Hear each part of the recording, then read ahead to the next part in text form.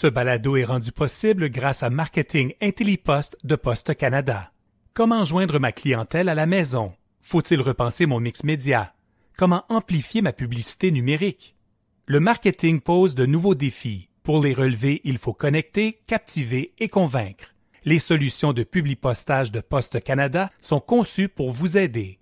Découvrez pourquoi nos experts affirment que le publipostage est le canal idéal à postecanada.ca/balado MI. Radio. Le commentaire de Mathieu Bock-Côté, dépensé pas comme les autres. Alors Mathieu, si je me fie à ce que tu as écrit sur Facebook, tu es très impressionné par Denis Coderre. Oui, on pourrait le dire ainsi. Ce serait un art de l'inversion dans la description des choses. Alors non, je l'ai, comme dit les gens hier, je regardais son entrevue pour voir comment il jouerait son retour. Et là, il y a eu, premièrement, il y a quelque chose de non convaincant dans un Denis Coderre, qui était l'homme bulldozer, c'était l'énergie, c'était la combativité. Puis là, il veut donner l'air d'un homme qui a fait un geste de contrition, pénitence et repentance. Ce n'est plus le même. Et il n'est pas convaincant Denis le discret. Il n'est pas convaincant Denis le modeste. Il n'est pas convaincant Denis le converti tardif à l'humilité. Je veux dire, un homme peut difficilement aller contre sa nature propre. Quand il décide de jouer au minet des griffés, il est tout simplement fade et ennuyant. Alors que pourquoi Coderre était aimé et aussi critiqué, mais aussi aimé, c'est que cette espèce d'énergie incroyable qu'il avait. Élément 1. Donc, une forme de fadeur. Élément 2, il était, pour reprendre la formule du déclin de l'Empire américain, il était périssant d'ennui. Élément 2, c'est quoi le programme de Denis Coderre? Nous allons faire des conversations et une discussion et une exploration, une consultation. Autrement dit, pourquoi veut-il revenir en politique? Tout ce qu'il veut, c'est discuter d'idées qu'il ne connaît pas. Il y a eu des années pour il y a toute une carrière politique. Il y a eu des années pour se préparer à son retour. Résultat, ce qu'il veut, c'est des conversations. Ben oui. C'est une des choses les plus agaçantes, à mon avis, dans le langage politique contemporain. Des hommes et des femmes politiques, tout ce qu'ils ont à proposer, c'est des conversations. Je vais vous expliquer, les amis. Un débat politique, c'est que j'ai ma position, vous avez la vôtre, on échange, et là, il y a une conversation. Mais si tous les partis ne proposent que des conversations, mais ils veulent transformer la vie politique en séminaire bavard, il y a aucun contenu, aucune substance. Alors, soit c'est pour dissimuler ses propres idées derrière une conversation dont on connaît déjà le résultat, soit c'est simplement parce qu'on n'a aucune, ou encore on veut prêter ses idées au peuple en prétendant les découvrir chez lui.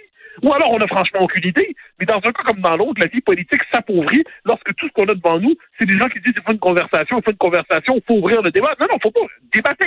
Engage-toi, puis il y aura un débat. Mais prétendre qu'il faut ouvrir le débat sans cesse, à un moment donné, ça finit par tourner en rond.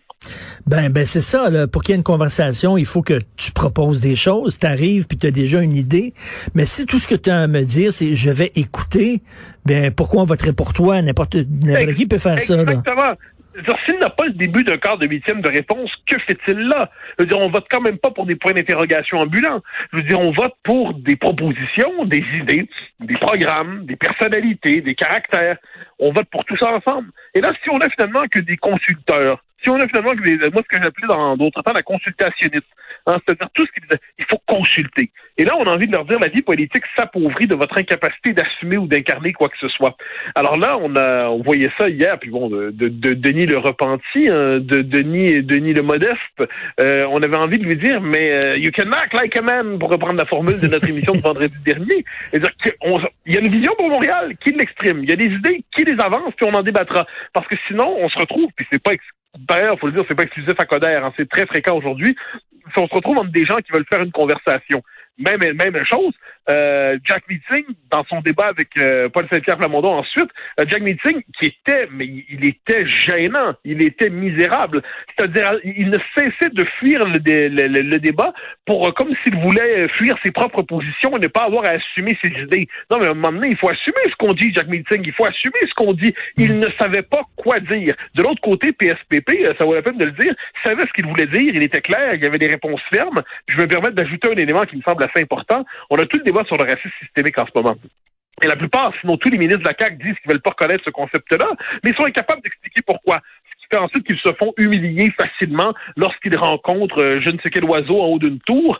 Ils se font humilier par n'importe quel animateur. Et là, donc ils savent pas pourquoi. À la rigueur, leur réponse, c'est « Oh, il faut pas un débat sémantique ». Il y a Benoît Charette qui se distingue un peu, qui lui sait pourquoi il s'y oppose, mais il est à peu près seul. Hier, PSPP, Paul Saint-Pierre-Plamondon, savait pourquoi il s'y opposait. Il ne fuyait pas derrière l'argument du « mais c'est un débat rhétorique, nous, ce qu'on veut, c'est des actions concrètes ». Non. Il expliquait pourquoi ce concept-là ne tient pas. Et je pense que la classe politique, A, aurait intérêt à cesser de nous proposer des conversations. 2, aurait intérêt à savoir pourquoi elle est pour ou contre quelque chose. Et 3, quand on la questionne, elle devrait être capable de répondre de manière intelligente et articulée. Ça nous changerait justement de ce bavardage incessant qui devient exaspérant. Tout à fait. Je reviens à Denis Coderre. Il a vraiment bu le Kool-Aid, lui, là. Et écoute, le fait que son livre Retrouver Montréal, qui est en fait son programme, quoi qu'il n'y ait rien là-dedans, mais en tout cas, soit préfacé par Anne Hidalgo, en dit très long. Tu connais très bien Paris. Pour ceux qui ne connaissent pas vraiment Anne Hidalgo, parle-nous de c'est qui ce personnage-là? Alors, Anne Hidalgo, figure importante du socialisme français, qui, depuis qu'elle est maire de Paris, en a fait une espèce de mairesse de Paris, c'est assez bizarre, la ville est moins belle avant, la ville était plus belle avant qu'elle ne soit là, et moins belle au terme d'elle est encore en poste. On a l'impression que c'est au nom d'une forme de, j'aime pas la formule, mais de socialisme municipal, dans son cas de progressisme municipal, c'est l'ultra-progressisme woke appliqué à la mairie de Paris. C'est assez lassant, pour le dire poliment. Ensuite, la ville, comme je dis, ne s'améliore pas. Il y a quelque chose d'un peu étonnant, par ailleurs, à voir Anne Hidalgo s'aligner sur Coderre plutôt que sur Valérie Plante, parce qu'on pourrait croire qu'idéologiquement, ils sont plus proches. Donc moi, me faire dire que un des éléments qui, me semble-t-il, aurait pu plaider pour Denis Coderre, c'est qu'il n'était pas un double de Valérie Plante. Mais s'il n'est qu'un double version pénitent tardif de Valérie Plante, bénie par Anne Hidalgo, dont on sait ce qu'elle a fait de sa ville, eh bien, on se dit, mais mon Dieu, trouvez-nous une troisième voie pour la mairie, ça urge. Même pas une troisième voie, je dirais une deuxième voie, parce que c'est la même voie qu'ils empruntent, les deux, là. Très bien vu. Très bien vu. En ce moment, on a un faux choix entre le progressisme municipal ricaneur de Valérie Plante et le progressisme, on pourrait dire, dans ce cas-là, c'est l'opportunisme progressiste affairiste de Denis Coderre. Les deux qui, par ailleurs, disent à peu près la même chose sur les questions idéologiques de fond, même si une est davantage ancrée dans les quartiers centraux, l'autre, ça va être davantage l'électorat des banlieues dans l'île. Dans les faits, il y a ce qu'on pourrait appeler un manque de profondeur. Puis là, on a simplement ne serait-ce que rappeler le rôle du Montréal francophone. Mais ce détail qui veut que Montréal soit une ville de langue française, ça pourrait être un enjeu dans la présente course. Est-ce que les deux candidats sont prêts à l'assumer? Je n'en ai pas l'impression. Mais pour reprendre la formule la question que tu posais, moi, personnellement, si j'étais en politique, recevoir la bénédiction d'Anne Hidalgo, je courrais en disant que c'est pas vrai, que c'est un fake. Apparemment, il s'en fait une fierté. C'est étonnant, mais rien ne nous étonnera chez Denis le Pénitent. Est-ce que c'est possible maintenant d'avoir un politicien ou une politicienne, un homme d'État ou un maire avec une certaine poigne? Tu sais, quand tu regardes le style de François Legault, qui est un style très débonnaire, très gentil, très mononcle, très sympathique, le nouveau style de Denis Coderre, qui est très, mon Dieu, lui aussi très gentil. Tu sais, rappelons-nous, je sais pas, quelqu'un comme Lucien Bouchard, par exemple. Lucien Bouchard voulait pas être notre ami, là. Il voulait pas être gentil. C'était quelqu'un qui pouvait des fois être cassant, mais tu sentais que c'était un leader. C'est-tu possible maintenant, ça? Ben, je pense que Régis Labombe à Québec incarne ça. Régis Labombe est un homme qui a le sens de l'autorité. Il y a aujourd'hui, je dirais, il y a ceux qui comprennent rien à la politique, qui pensent que l'autorité n'a rien à voir en politique. Faut avoir une certaine autorité. Je pense que François Legault a une autorité naturelle. Il est passé, pour reprendre la formule de mes proches avec qui on a parlé hier, il est passé en l'espace de quelques années de mononcle à père de la nation. Et c'est toute une réussite en cette espèce de conversion. Il est devenu une figure, c'était l'oncle qui réussissait, c'est devenu le père qui rassure. Et de ce point de vue, il y a une autorité naturelle chez François Legault, à tout le moins qui s'est révélé au contact du pouvoir. Il est capable de se tenir. Il y a une forme de... Quand il dit quelque chose, il le dit. Bon, il ne se perd pas dans la langue de bois. D'ailleurs, je pense que c'est une des raisons pour lesquelles les Québécois l'aiment bien. Mais il n'y a peut-être pas le côté autorité ferme à la Lucien Bouchard. Je pense que Denis Coderre, c'était ça son créneau. C'était l'homme de la décision. C'était l'homme qui décide. C'est l'homme. On se rappelle même de manière caricaturale. On se rappelle quand il avait pris une pépine autour de l'affaire de Post Canada c'était Denis la pépine. Bon, ok, d'accord. mais une fois que c'est dit, il y avait chez lui quand même une énergie. Et à un moment, j'y reviens, c'est que on ne peut pas être contre sa nature. Si tu décidais un jour d'être un chroniqueur émasculé, dans l'eau tiède, ennuyant, en espérant être aimé par tous, tu t'affadirais, tu renierais ta nature, tu renierais ton esprit combatif, tu renierais ta volonté d'assumer les idées. À force de vouloir te faire aimer par tout le monde, t'aurais l'air d'un lac d'eau tiède ennuyant. Bon, à un moment donné, on est fait on a une nature. T'as une nature qui est la tienne, et c'est lorsqu'on perfectionne sa nature, qu'on est excellent. Je pense que Denis Coderre joue contre sa nature en ce moment. Ça ne le sert pas. À la différence de Valérie Plante, qui, quoi qu'on en pense, est fidèle à sa nature. Ça lui permet elle donne l'impression d'être authentique. Je pense pas que c'est le cas de Denis Coderre. Alors, Mathieu, tu vas vraiment capoter. Je te lis un extrait, page 97 du livre de Denis Coderre, où il fait l'apologie de l'américaine Kimberly Crenshaw, féministe. Oui, la théoricienne de l'intersectionnalité. Exactement, la théoricienne de l'intersectionnalité. Et voici, il dit, la contribution de cette dame mène aujourd'hui à une approche plus globale en mettant l'accent sur le croisement de toutes les formes de discrimination et nous invite dans une sorte de réflexe à vérifier toutes les interactions possibles dans nos systèmes pour arriver à enrayer les discriminations à partir de sa base conjoncturelle. Blablabla. Mais là, c'est intéressant, deux choses. On appelle ça Valérie Plante débordée sur sa gauche. Premièrement, c'est amusant. Donc là, deuxièmement, je suis curieux de savoir, je voudrais avoir une conversation sur Kimberly Crenshaw avec Denis Coderre, ce qu'il en sait. J'ai l'impression que la conversation pourrait tourner assez rapidement en cours. Donc ça, poliment. Dernier truc. Donc, surveiller toutes les... là, ça nous conduit directement au problème de cette théorie, surveiller toutes les interactions. Est-ce que Denis Coderre se rend compte que surveiller, vérifier toutes les intersections dans les interactions dans la logique antidiscriminatoire, c'est un gouvernement qui cède au fantasme du contrôle social absolu, qui se mêle de tout parce qu'il veut voir des discriminations partout, puis sous prétexte d'émanciper, c'est un gouvernement hyper autoritaire qui nous propose s'il embrasse ça pour vrai. Mais je lui fais crédit, je suis persuadé que notre ami Denis Coderre n'a pas lu Kimberly. Je suis convaincu. Et en terminant, là, je vais poser une question, on peut pas vraiment y répondre, mais quand même, je vais avoir ton grain de sel là-dessus. Est-ce qu'il est cynique, Denis Coderre? Est-ce qu'il se dit, c'est comme ça qu'il faut être maintenant pour gagner? Ou alors, il a vraiment vu la lumière? Moi, j'ai tendance à croire que les hommes et les femmes finissent par croire les légendes qu'ils se racontent à eux-mêmes. Donc là, je crois, mais je n'en sais rien, je suis pas loin d'être un proche de Denis Coderre, mais manifestement, il doit croire à sa rédemption, il doit croire à son récit de rédemption, mais en dernière instance, je crois que s'il en revenait à exercer le pouvoir, la nature du personnage reviendrait, ce qui ne serait pas nécessairement une mauvaise chose, mais pour l'instant, il doit croire à sa rédemption. Il y a un côté quand même religieux dans l'âme humaine. Et quand on croit avoir vu la lumière, eh bien, on s'en convainc, puis on change ses comportements, jusqu'à ce qu'à un moment donné, on sente que quelque chose remonte en nous. On appelait ça la nature, on ne pouvait l'étouffer. Oui. En tout cas, j'espère que le vrai Denis Coderre va revenir, parce que là, on a une voix, on n'en a pas deux. Merci beaucoup, Mathieu Bock-Côté. On se reparle demain. Bonne journée. Il n'est jamais trop tard pour apprendre, ni pour rêver. Commencez, reprenez ou terminez vos études supérieures dans la seule université québécoise 100% à distance, l'Université TÉLUQ. Choisissez parmi 125 programmes universitaires à distance dans un établissement d'enseignement reconnu. Depuis près de 50 ans, l'Université TÉLUQ vous permet d'étudier à votre rythme, sans contrainte de temps ni de lieu. Bienvenue à l'université de chez vous, l'Université TÉLUQ.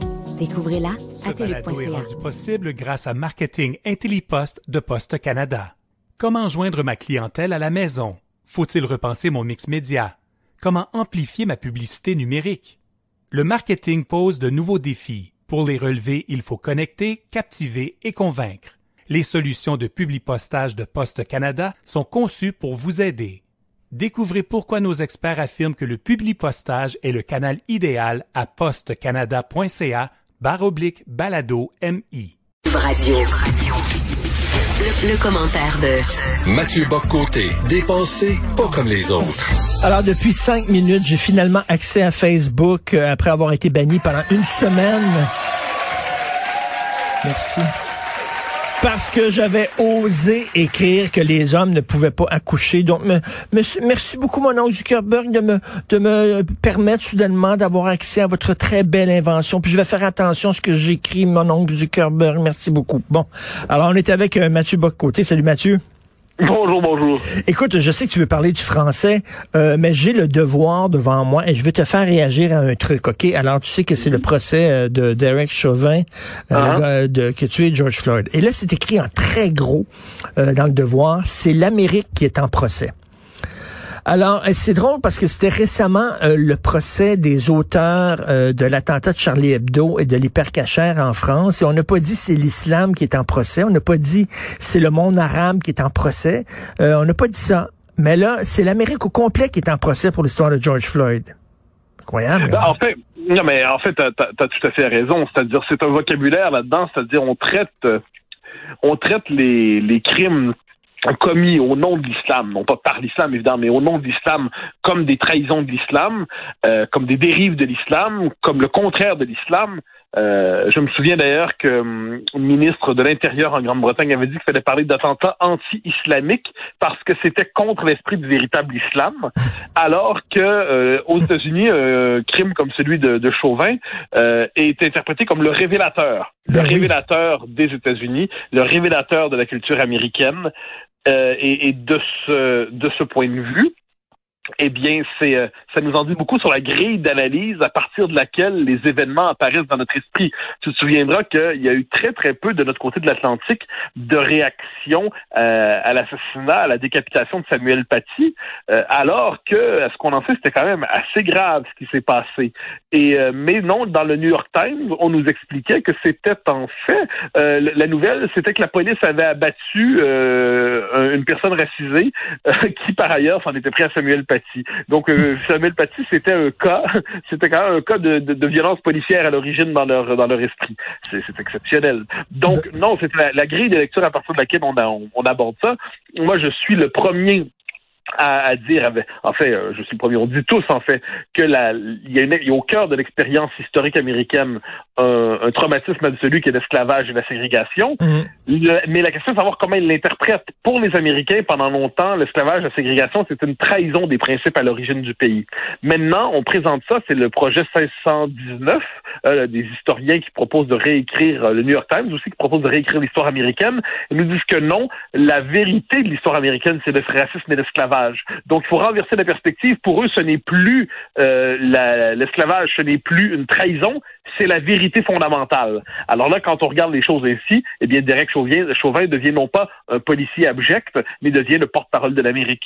Ben oui, c'est ça. Puis pourtant, l'Amérique, oui, il y avait un problème d'esclavagisme, il y avait un problème de racisme, pardon, mais on l'a vu là, récemment, là, on fait énormément d'efforts pour la diversité. Tu regardes les publicités, tu regardes les émissions de télévision, tu regardes les galas aux États-Unis. C'est un pays qui était malade, mais qui se prend en main puis qui guérit. C'est un pays qui progresse, mon Dieu. Le droit des Noirs a progressé. Donc, est-ce que le droit des chrétiens a progressé dans le monde musulman?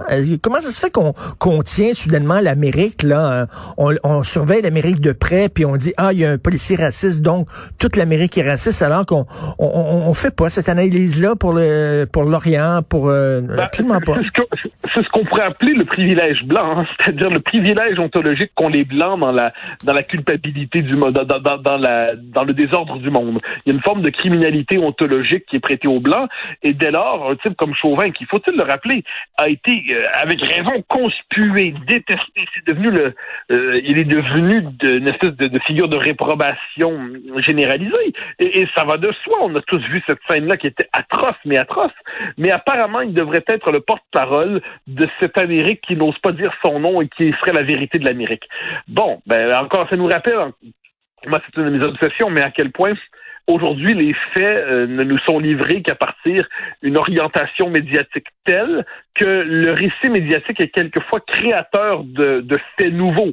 C'est-à-dire un fait se présente, mais si on présente ce fait-là non pas comme une tragique manifestation de violence policière à Minneapolis, mais comme la simple manifestation d'un système de persécution raciale qui aurait fait en George Floyd une victime parmi d'autres, et puis qu'en fait c'est toute l'Amérique qui est coupable de ce qui se passe là, là, cette lecture des événements entraîne des conséquences majeures dans la représentation de la vie sociale. Puis ça fait, ensuite, on se dit, est-ce que c'est toute l'Amérique qui est coupable, ou est-ce que c'est Derek Chauvin qui est coupable? Puis là, il y a une autre chose qu'il faut ajouter, qui me semble assez importante, c'est il y a une série d'étapes dans l'histoire américaine. Hein. Il y a la guerre de sécession, la guerre civile. Il y a les droits civiques. Il y a la volonté ensuite de concrétiser les droits civiques de nombreuses manières. La situation des Noirs aux États-Unis demeure une situation difficile, tragique à bien des égards, nul n'en doute. Mais on ne peut pas en parler avec les mêmes mots qu'on parlait de l'esclavage et de la ségrégation. C'est-à-dire, à moins de croire que toutes les époques se fondent en une seule et qu'il n'y a plus de différence entre les époques, puis aucun progrès fondamental n'aurait eu lieu au cours des dernières décennies, que la situation des Noirs serait fondamentalement la même aujourd'hui que celle des, par exemple, la caricature de l'Alabama ou le Mississippi des années 50. Si on croit ça, c'est que là, les mots ne veulent plus rien dire. On peut penser que les Américains ont encore beaucoup de travail à faire pour parachever l'intégration de la communauté noire dans la nation. Pas de doute là-dessus. Est-ce qu'on peut parler des États-Unis aujourd'hui comme on parlait de l'Amérique ségrégationniste? Ça me semble un raccourci analytique et conceptuel. Alors, écoute, on va parler du français. Je suis tout à fait d'accord avec toi. On va parler du français, le français qui va poursuivre son déclin selon 2 études. Grosse nouvelle. Hein? Moi, quand je vois ça, ça me fascine parce que j'ai vu les études, puis qu'il ne faut rien d'autre que nous apprendre ce qu'on sait déjà. Faut quand même se le dire. On n'apprend rien là qu'on ne sait pas déjà de plusieurs manières. Ces chiffres-là ne sont que confirmés. Mais moi, ce qui me frappe en ce moment, c'est les manifestations de lucidité tardive.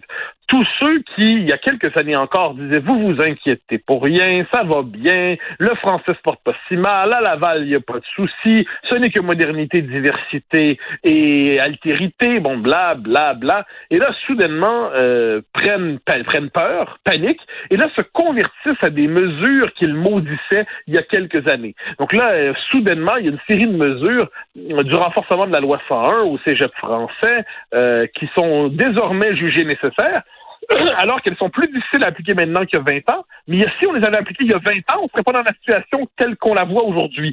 Donc c'est toujours assez fascinant de voir comment des gens aiment se rallier après coup, une fois que la situation est presque devenue catastrophique, à des mesures qui auraient empêché qu'elle ne le devienne. Ça, il y a quelque chose là-dedans d'assez fascinant dans l'histoire des peuples et de notre peuple. Puis ensuite, si on veut avoir une vraie vision de la situation, on dit, OK, parfait, il faut avoir une vision complète. Ce qui se passe en ce moment est indissociable du résultat de 1995. Vous voulez que le Québec reste dans le Canada? Eh bien, le résultat, c'est que dans le Canada, on régresse, au Québec même, notre poids régresse. C'est indissociable, évidemment, ce que je l'ai dit, de la lâcheté des politiques linguistiques, et c'est indissociable aussi, il va falloir le dire, de l'immigration massive. À un moment donné, qui veut l'immigration massive veut l'anglicisation accélérée. C'est comme ça. C'est documenté de Lacroix à Jacques Hull. On pourrait multiplier les références. Nous le savons. Mais il y a encore une forme de pudeur morale ou idéologique chez certains à l'idée de présenter les liens entre l'immigration et l'anglicisation. Or, il est là. Laval, là, si ça s'effondre à Laval, c'est pas à cause de je ne sais quelle action soudaine des anges. C'est parce qu'on est devant une situation où les populations nouvelles s'anglicisent et plus l'immigration est élevée, moins elle a à se franciser parce qu'elle évolue dans des circuits autres que ceux de la majorité historique francophone. Donc, ça ne veut pas dire qu'il faut être fermé à l'immigration. Ça veut dire qu'on ne reçoit pas en fonction de nos capacités d'intégration. Donc, rien de tout ce qui nous est appris aujourd'hui nous est vraiment appris. On le savait. Reste à savoir si ça va être simplement un autre signal d'alarme, ou est-ce que ça va être la base d'une réorientation de l'action politique? Bien franchement, je suis plus sceptique qu'espérant. Et Mathieu, il faut appeler les choses par leur nom. Lorsqu'on dit qu'on va avoir une nouvelle loi 101 pour protéger le français, pour améliorer le français, non. Tout ce que ça va faire, si jamais elle est bonne, si elle est bien conçue, tout ce que ça va faire, Mathieu, c'est que ça va amoindrir les effets néfastes du fédéralisme sur notre langue. Ça va pas, c'est tout. Exact. Tout ce que la loi 101 peut faire, c'est ralentir un petit peu la chute. Mais tant qu'on fonctionne dans les paramètres du Canada, plus encore du Canada de 1982, eh bien, nos lois sont configurées en fonction de ce que le Canada permet, ce que la Cour suprême permet en fonction de la Constitution. La Constitution de 82 a été taillée en partie pour être capable de jeter à terre la loi 101 de 1977. Ce qui reste de la loi 101 aujourd'hui, c'est une loi tailladée, mutilée, gruyérisée. Bon. Et là, si on décide d'évoluer, de faire notre loi dans les paramètres autorisés par le régime canadien, on est condamné à pas faire grand-chose. On peut toujours, comme je dis, on peut faire des petits gestes, on peut faire nos simagrées.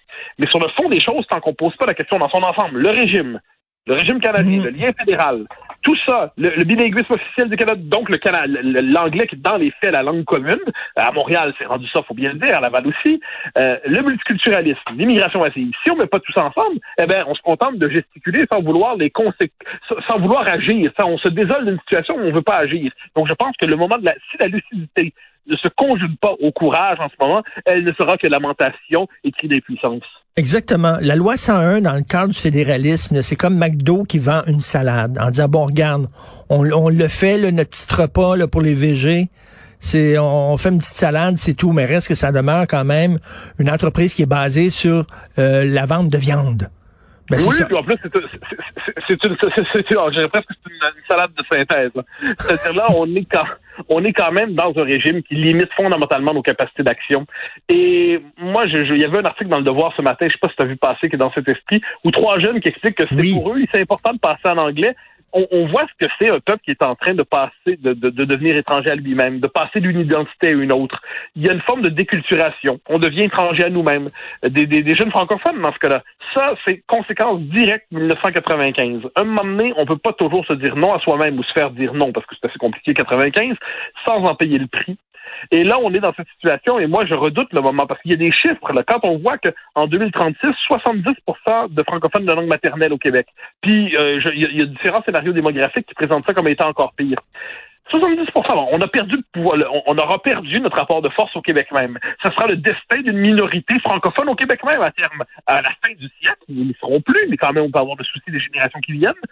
Le poids des francophones au Québec va être dans une situation d'une dynamique de minorisation définitive. On va finir par faire l'indépendance du Lac-Saint-Jean si on est chanceux, peut-être un jour. Alors, il y a quand même quelque chose. Tout ça était prévisible, tout ça fait voir depuis des années. Nous le savons. Et là, soudainement, il y en a qui font oh là là, c'est comme ils ont attendu que la vague arrive. La vague arrive, puis là, finalement, quand les écrasent, ils demandent d'apprendre à nager. Ben, bravo les gars. Alors, c'est drôle que le texte en disant le français va très mal est à côté du texte qui dit les routes au Québec sont en très mauvais état. Ça aussi, on le sait. Merci beaucoup. Bye, bonne journée. Salut. Ça, c'était notre publicité à la vitesse de l'Internet LX400 de Vidéotron. C'est un petit peu trop vite pour qu'on la comprenne. Donc, je vais vous la répéter. Obtenez l'Internet LX400 comprenant plus de vitesse pour toute la maison pour seulement 70 $ par mois. Les conditions possibles grâce à Marketing Intellipost de Poste Canada. Comment joindre ma clientèle à la maison? Faut-il repenser mon mix média? Comment amplifier ma publicité numérique? Le marketing pose de nouveaux défis. Pour les relever, il faut connecter, captiver et convaincre. Les solutions de publipostage de Poste Canada sont conçues pour vous aider.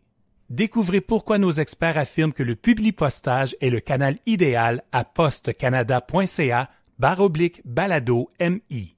Cube Radio. Le commentaire de Mathieu Bock-Côté, dépensé pas comme les autres. Cher ami, je sais que tu voulais parler de la langue française, mais j'ai 2 sujets à aborder rapidement avec toi avant, OK? Bien sûr. En Angleterre, devant une école, on a érigé une statue à la gloire de Greta Thunberg, OK? Dans le même pays qui vandalise la statue de Churchill. Là, il y a une statue de Greta Thunberg. Je vais avoir ta réaction.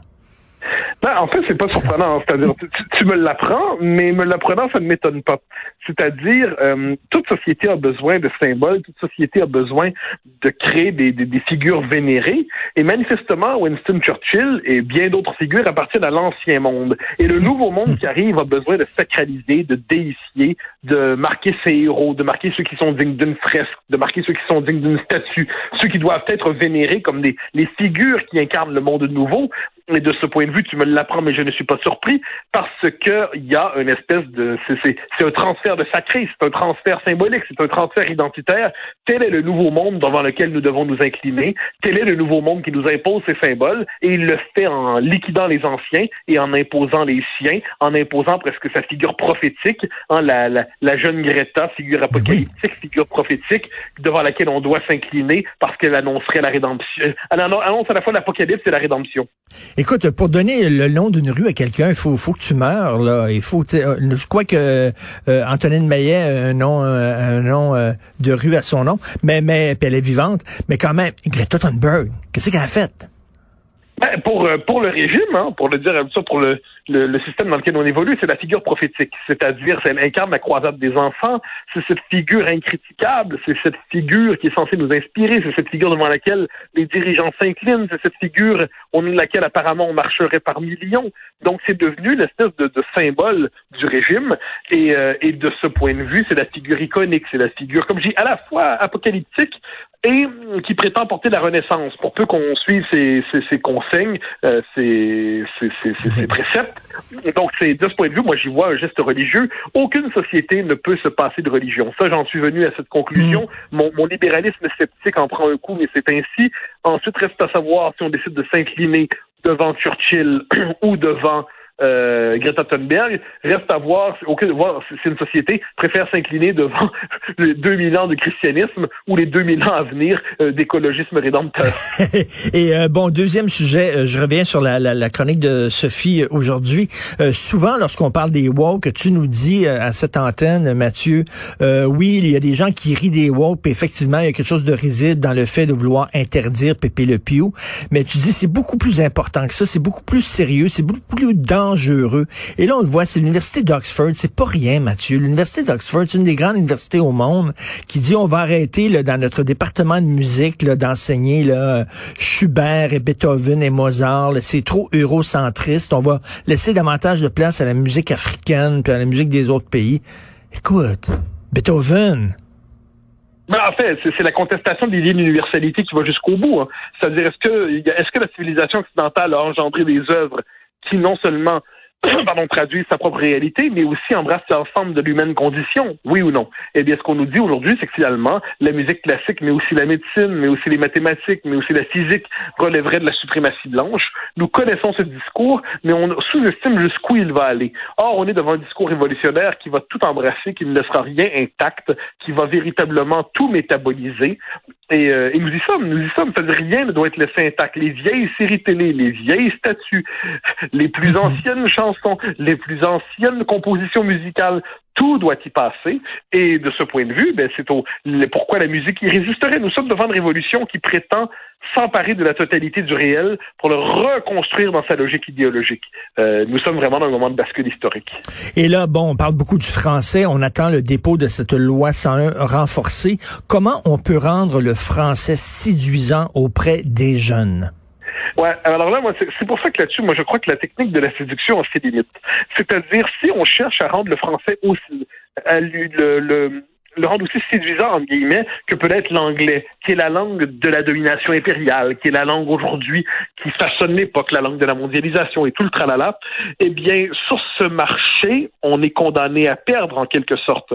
Cela dit, il faut pas oublier que le français a un potentiel d'universalité incroyable. Ça permet quand même d'avoir une empreinte sur l'ensemble sur tous les continents. J'ajoute, et ça me semble le plus fondamental, qu'il faut refaire du français, je crois, ce qu'on a oublié d'en faire une langue existentielle. La langue n'est pas qu'un instrument de communication. La langue, c'est aussi ce qui exprime au fond des choses l'être humain. C'est ce qui permet d'exprimer toutes les nuances de sentiments, toutes les nuances de l'âme, la psyché de l'âme humaine. Il faut refaire du français, je pense, au Québec. C'est ce qu'on a oublié de faire depuis à peu près 25 ans, parce qu'on se voulait justement sur le mode de l'inclusion à tout prix, c'est-à-dire fallait à tout prix rentrer quelqu'un dans la catégorie des francophones, ce que faisait Gérard Bouchard en disant que 94% des Québécois étaient francophones à leur manière. On a oublié de connecter cette langue-là à l'identité, à la culture, à l'histoire, à l'âme, à l'enracinement.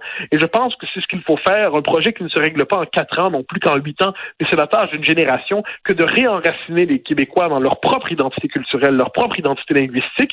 J'ajoute, et je le dis avec quelques sympathies, qu'à chaque génération, même si en ce moment on voit qu'il y a une vague qui est très forte, il y a des résistants, il y a des gens qui s'entêtent. Dans la jeune génération, on l'a vu récemment avec une lettre de jeunes qui ont plaidé contre l'anglicisation de Montréal. Il y a de jeunes intellectuels. Il y a dans chaque génération ils sont minoritaires. Oui, il n'y a pas de doute. Mais il arrive des moments où quelquefois des minorités résolues sont capables de tenir. Et moi, c'est pour ça que là-dessus, je pense qu'il y a un double mouvement. L'État doit assurer ses responsabilités. Il doit réenraciner la langue française durablement. Là, c'est un projet pédagogique sur une génération ou deux, là, dans les structures profondes de l'identité québécoise. Et ensuite, là où il nous est permis de ne pas désespérer, c'est quand on voit tous ces jeunes hommes, ces jeunes femmes qui qui résistent, qui s'entêtent malgré le discours dominant à ne pas capituler. Il y a quelque chose de beau à travers tout ça. Et je me dis que ces jeunes-là sont capables de porter une résistance et d'être inspirants. Je prétends pas renverser toute la tendance. Je dis que si on est capable de produire une culture québécoise qui parle le langage de l'époque, mais qui réussit aussi à y résister et qui réussit à rappeler la persistance profonde de l'identité nationale, on n'est pas perdu. Mathieu, je suis optimiste. Sais-tu pourquoi ça te concerne? Et là, je vais te mettre mal à l'aise parce que tu es un gars qui est humble et t'aimes pas ça quand les projecteurs sont sur toi. Mais écoute-moi bien. Il y a quelques années de ça, Grégory Charles avait un talk show qui s'appelait Shabada. Et j'avais un ami, moi, qui travaillait sur ce talk show-là. Et les gens, ils recevaient beaucoup de plaintes. Et je lui ai dit, c'est-tu parce que c'était un noir qui animait le talk show? Il dit non, c'est parce qu'il parlait trop bien.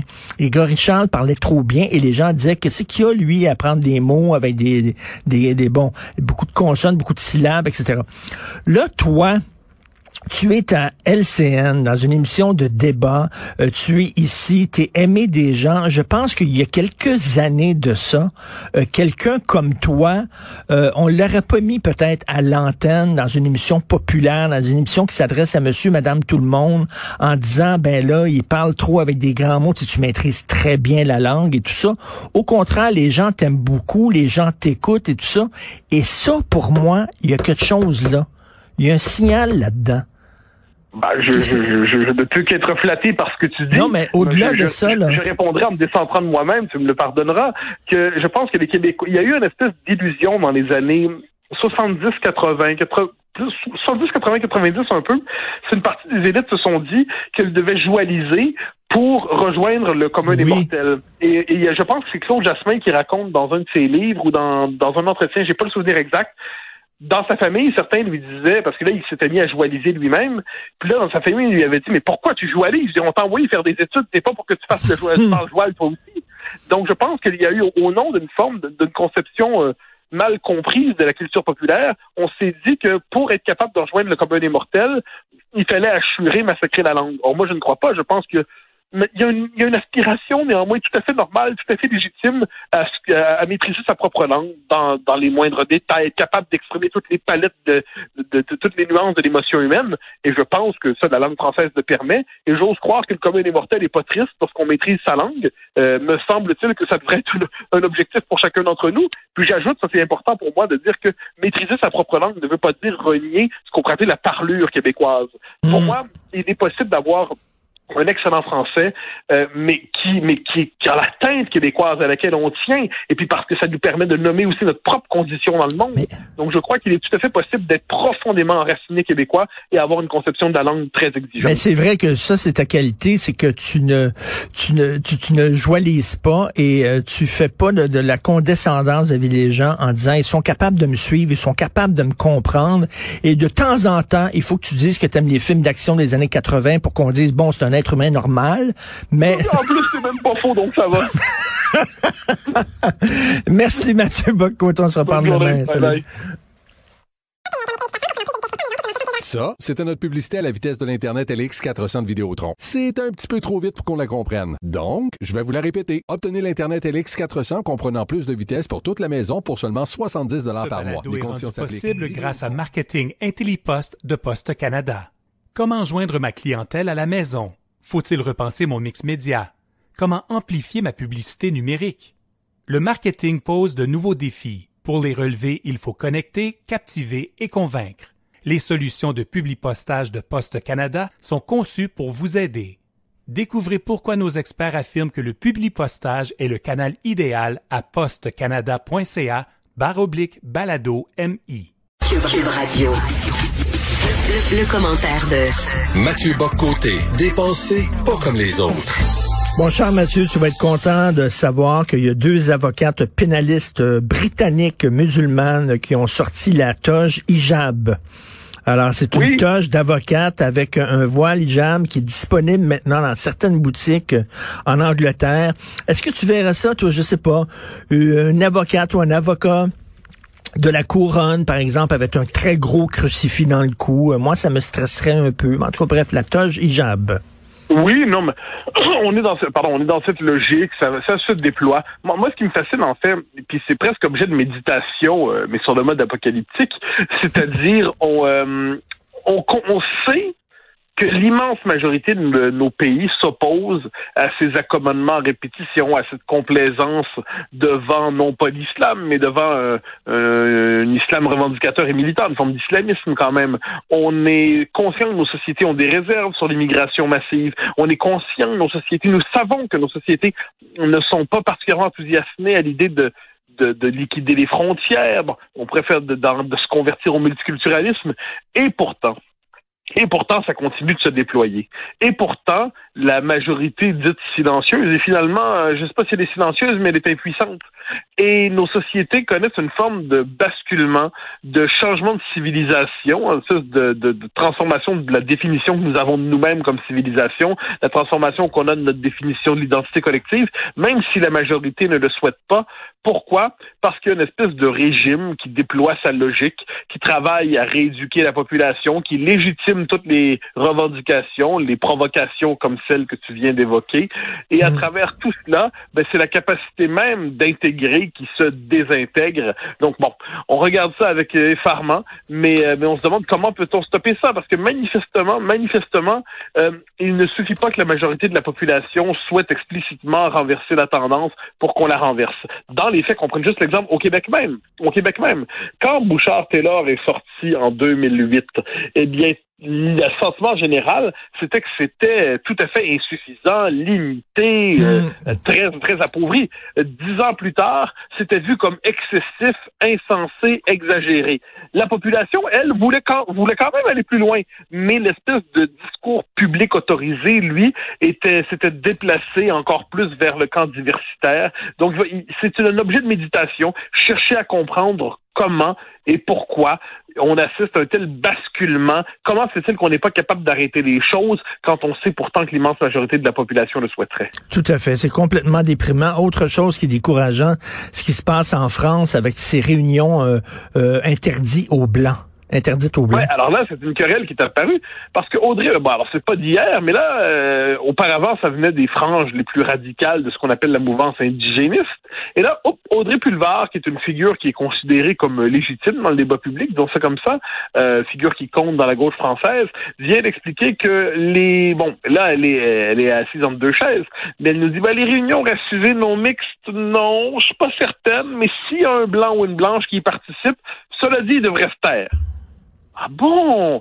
Voilà qui est intéressant. Donc là, elle cherche à plaire à un camp et l'autre. Donc oui, vous pouvez venir, mais taisez-vous. Donc d'un côté, eh bien, c'est une manière de légitimer ces réunions-là, tout en leur donnant un nouveau visage, ce qui est assez, donc autrement dit, un principe de ségrégation raciale. Mais c'est l'heure aujourd'hui de l'apartheid progressiste. C'est l'heure de la ségrégation progressiste. C'est l'heure de la ségrégation positive. On nous présente des mesures qui relèvent de la ségrégation raciale comme des mesures d'émancipation. Et là, c'est quand même fascinant cette idée que si vous êtes blanc, vous devez vous taire. Ah bon donc on va distribuer les permis de parole selon la couleur de la peau. Voilà qui est très intéressant quand même. Et là, c'est lui, là. C'est pas Ticoun Tanguay qui dit ça du fond de son rang, là. Ce qui dit ça, c'est une figure, Audrey Pulvar, qui compte dans la politique française. Elle fut un temps, si je ne me trompe pas, chroniqueuse chez Ruquier. Elle compte dans le Parti socialiste à Paris. Elle est sur la liste d'Anne Hidalgo, si je me trompe. Elle est dans l'équipe d'Anne Hidalgo. J'ai pas son poste exact, mais lié, il n'y a pas de doute là-dessus. la mairesse de Paris. Donc là, ces idées-là, encore une fois, c'est la même chose. Ce sont des idées qu'il y a quelques années, quelques mois même encore, pouvaient nous faire rager et hurler tellement c'est insensé. Et maintenant, ça se normalise. Et là, ce qui est génial, parce que ça manque pas de culot, c'est que là, désormais, ceux qui s'opposent à de telles réunions seraient racistes parce qu'ils s'opposeraient à la possibilité pour les groupes minoritaires de prendre la parole et d'exprimer d'eux-mêmes dans un espace sécurisé leurs doléances. Donc aujourd'hui, l'antiracisme consiste à faire des réunions fondées sur le principe de la ségrégation raciale positive et le racisme consiste à s'opposer à la ségrégation raciale. Monsieur merveilleux. Et ça veut dire, le sous-texte de ça, fermez-vous la gueule, les Blancs, ça veut dire que tous les Blancs pensent pareil. On pense tous pareil parce qu'on est Blancs. Oui, non, mais évidemment, c'est que peu importe la manière dont on pense, notre blanchité, là, ça c'est tout un univers conceptuel. Ça, quand on entre là-dedans, on a l'impression de rentrer dans l'espèce de maison des horreurs conceptuelles. C'est que notre blanchité, qui serait l'expression par ailleurs de la suprématie blanche, qui structurerait nos civilisations, ferait en sorte qu'on serait conditionné de telle manière que qu'on soit de gauche, de centre, de droite ou d'ailleurs, on serait tous conditionné, orienté par notre blanchité. Dès lors, nous dit Robin DiAngelo, dont on ne doit jamais cesser de parler, parce qu'elle est fondamentale dans tout ce portrait, Robin DiAngelo nous dit « Notre job, c'est de devenir moins blanc ». Et elle nous explique, sous le signe du désespoir, dans son livre « Fragilité blanche », qui a été tant célébré à Radio-Canada, elle nous dit « Eh bien, je suis blanche, puis je me vois pas réussir. C'est tellement profondément inscrit en moi la culture de la socialisation raciste blanche que je ne me vois pas réussir à ne plus être blanche dans ma vie. Mais je peux faire d'immenses efforts pour me libérer de ma blanchité tout en sachant que j'y parviendrai jamais complètement. Moi, j'appelle ça une expiation sans rédemption. Terrible pour les congés pascal, si je peux dire. Mais donc, on est dans un espèce de moment idéologique, et ça domine à l'université où on normalise aujourd'hui de tels concepts et ça passe pour scientifique, parce qu'il faut jamais oublier, ça c'est le lysenkisme de notre temps, comme j'aime dire, c'est qu'on fait passer des élucubrations idéologiques graves comme des acquis scientifiques remarquables qui méritent d'être présentés comme des avancées des sciences sociales. Donc tout ça, j'y reviens, mais ça c'est mon côté presque une passion d'entomologiste, il faut disséquer chacun de ces concepts. Il faut montrer ce qu'ils recouvrent. Il faut montrer ce à quoi ils réfèrent. Parce que trop souvent, des figures, je dirais, d'honorables centristes dans notre vie publique s'emparent de ces concepts-là sans même s'en rendre compte. On récupère tout ce vocabulaire-là et puis là, à un moment donné, on se met à parler sans même s'en rendre compte, comme les militants les plus woke, en croyant pourtant parler comme un homme raisonnable. Et j'ai une bonne question concernant Denis Laferrière en terminant. On sait que Denis Laferrière, en France, il a dit, lorsque j'arrive dans un nouveau pays, je vais au cimetière et je regarde, les tombes pour voir si ces gens-là sont ouverts à la diversité. Puis il a dit, lorsqu'on va dans les cimetières au Québec, on voit que c'est des gagnons qui sont mariés à des gagnons. Bon, donc ça veut dire qu'ils sont fermés aux étrangers. Je te pose la question, est-ce qu'il dirait la même chose à propos des cimetières juifs et des cimetières musulmans? Ici, sur le Mont-Royal, il y a un cimetière juif et c'est rien que des juifs qui sont enterrés là. Est-ce qu'il va se promener dans le cimetière juif en disant « Hey, c'est rien que des Goldstein qui se marient avec des Goldstein et des Cohen et tout ça ». Est-ce qu'il dirait, ça veut dire qu'ils sont fermés aux autres? Est-ce qu'il dirait la même chose à partir d'une visite dans un cimetière musulman? Ah, moi, j'étais un peu effaré. J'ai vu le segment, j'ai lu la chronique de Sophie. J'ai pas vu l'entrevue au grand complet, donc j'évite d'en dire plus, que je veux pas je veux voir le portrait, mais ce qu'il dit, ce qu'on en retient, ce qui a filtré, ce qui a percé, comment ne pas y voir une forme de condescendance? Ça, c'est le vieux procès des Québécois qui seraient consanguins, entre eux, fermés, pas ouverts. Puis tu sais, j'aurais envie de demander, c'était quoi qu'est-ce que ça voulait dire, là, mettons, là, en 1897, là, dans un village canadien-français, là, juste ça voulait dire quoi exactement, être ouvert là, dans les circonstances, là, à quoi ça fait référence? Ça fallait peut-être aller aux États-Unis, pour travailler aux États-Unis, dans les manufactures, pour s'ouvrir au monde. Ah, c'était formidable, ça. On l'a fait. Donc non, j'ai l'impression que c'est une forme de préjugé qui cherche à passer pour une méditation philosophique. Bon, c'est vrai, Denis Laferrière est un grand écrivain, je n'en conviens pas. Il est possible que ce ne soit pas un grand philosophe, j'en lance l'hypothèse. Merci beaucoup. Bon long week-end, Pascal, à toi, Mathieu. Bonne journée, bye bye. Ça, c'était notre publicité à la vitesse de l'Internet LX400 de Vidéotron. C'est un petit peu trop vite pour qu'on la comprenne. Donc, je vais vous la répéter. Obtenez l'Internet LX400 comprenant plus de vitesse pour toute la maison pour seulement 70$ par mois. Les conditions s'appliquent. Vidéotron.